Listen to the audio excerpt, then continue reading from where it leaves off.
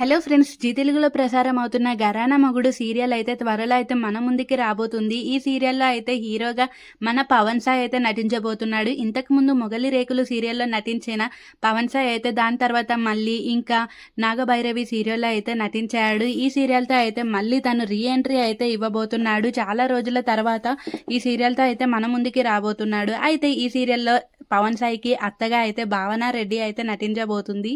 ఈమె గురించి బుల్లితెర ప్రేక్షకులకు ప్రత్యేక పరిచయం అయితే అవసరమే లేదు. చాలా సీరియల్‌లో అయితే ఈమె నటించారు.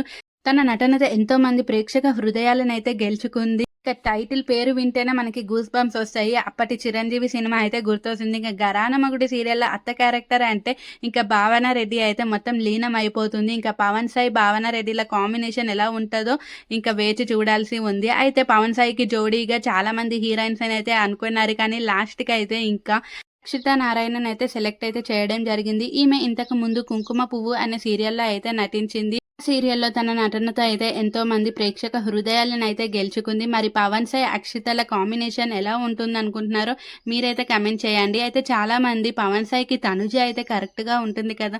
తనుజని పెట్టాల్సింది. ఎందుకంటే వీళ్ళిద్దరూ ముద్దమందరం తర్వాత మళ్ళీ ఎక్కడ నటించలేదు కనుక మళ్ళీ ఫ్రెష్ పెయిర్‌గానే ఉంటుంది అనేసి అయితే అనుకున్నారు. లేకపోతే కొత్త హీరోయిన్ అయినా సెలెక్ట్ చేయాల్సింది.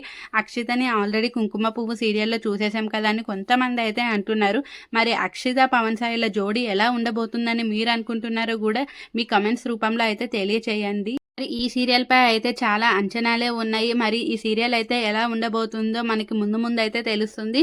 మీ అభిప్రాయం ఏంటో కూడా కామెంట్ చేసి